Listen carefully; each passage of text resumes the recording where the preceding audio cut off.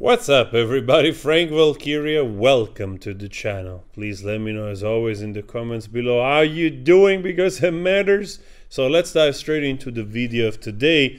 Well, actually I'm surprised because I did not know what we're gonna discuss right now, which is James Gunn, the director of the famous franchise Guardian of the Galaxies, which we still have one that is gonna come out, right? And the holiday special just came out, this funny thing.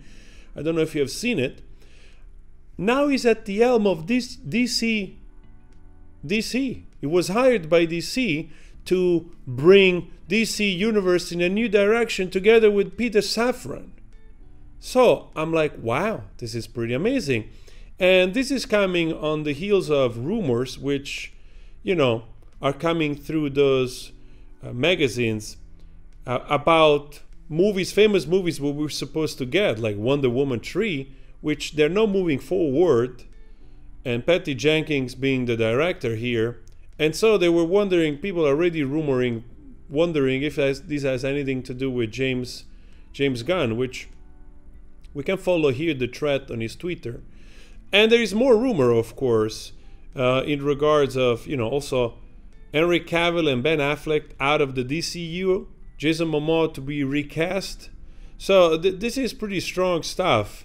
And the reason being is because Casey Walsh shared on his Twitter, "Heard is unchanged, no Affleck, no Defoe." Like he has seen the movie, so apparently Heard is still in the movie. Ben Affleck is not back, even though it was rumored that he was supposed to be, and Defoe role is also not there. And I'm actually pretty surprised about this, but in the end, you know, you go back here to the thread and you see that James Gunn, although this first month at DC has been fruitful, building the next 10 years of story takes time, and we're still just beginning. Peter and I chose to helm DC Studio knowing we were coming into a fractious environment, both in the stories being told and in the audience itself, and there will be an unavoidable transitional period as we moved into telling a cohesive story across film, TV, animation, and gaming. So obviously he's being aware that there are some issues here, and one of them possibly is the fact that 4.6 million people don't want Amber H in Jason Momoa Aquaman 2, and that for sure that is not going to help. And the fact that there are also those leaks. Nowadays, I don't know anymore. One day is something, one day is 20 minutes, another day is 5 minutes of AH being in Aquaman 2. At this point, it doesn't really matter, and I explain you why. Warner Brothers and the DC Universe is already experiencing problem on its own, regardless of some movies which probably will not phase well, in this case, Aquaman. And you can rest assured, if she's in it for a very long time or her character is big, that it's going to be for sure a deterrent for a lot of people to go see it, as you know, by the petition that people signed. So if anything, it's just going to be another smack for Warner Brothers, and probably they're going to make less money on it. But at this point, what I have the feeling of is that they have a lot of hot potatoes in the end. They have Momoa with AH, which they don't know if he's going to do as good as the first one that made $1 billion and $1.1 billion. Then you have Ezra Miller in The Flash, that is also another hot potato they have to deal with, and they have to release another movie.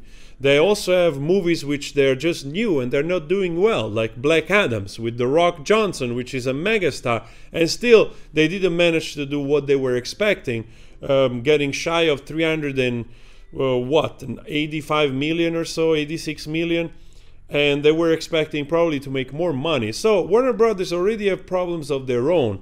And James Gunn knows this, knows that the audience is also divided between, you know, the Snyder Cut and, you know, that other version that was out, that was a little bit messy, and they had to make all this, you know, signature of petition or whatnot to get the Snyder Cut of Justice League back in.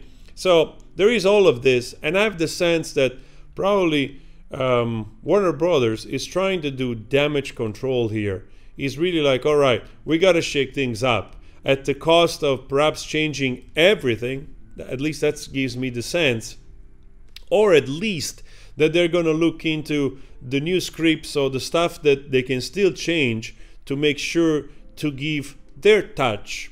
And honestly, if James Gunn will give the some of his treatment, Guardian of the Galaxy treatment to some of the movies, maybe it's not a bad thing, right? So another thing that I find interesting is the fact that if you reflect, already they were trying stuff like this of bringing in a new direction. If you see the new Batman, right, it's a completely new direction. It's a completely new Batman. So the possibility that now, after so many attempts, of the new Batman with Affleck and Henry Cavill, which I love in Superman, and Jason Momoa was also nice in Aquaman, but you see this type of post here, and it's a more a classical image of the classical anime comics of all those eras, and you don't see none of the face you recognize today through the actors of today in this post, right? And it gives me the sense like they wanna revalue the classics, but we don't know who they're gonna be in the flesh, as an actor. So definitely they're doing damage control. Definitely they are considering probably bringing in a new direction, because the truth of the matter, beyond which she doesn't have all this power, honestly, in terms of wrecking Warner Brothers, but it's the combination, it's all together. It's it's the petition, it's Ezra Miller, it's some movies which they're not facing well already, Marvel that it's doing better, and you put the whole thing together, and Warner Brothers is like, all right, we gotta do something here, to the extent of hiring actually a Marvel director. So, like I said, now part of me doesn't care very much whether she's in Aquaman 2 or not, because like I said, that's going to be just a deterrent, an extra deterrent for people. But I am curious to see what they're going to do, because some of the DC universe was actually nice. I enjoyed Henry Cavill. Would have been nice to see him reprise the role of Superman, at least, him. The rest, I can do without. Anyway, guys, let me know your thoughts on this. Which one you would prefer to see as an actor reprising those famous comics hero? And please consider subscribing. Always spread love. I'll see you in another video. Ciao.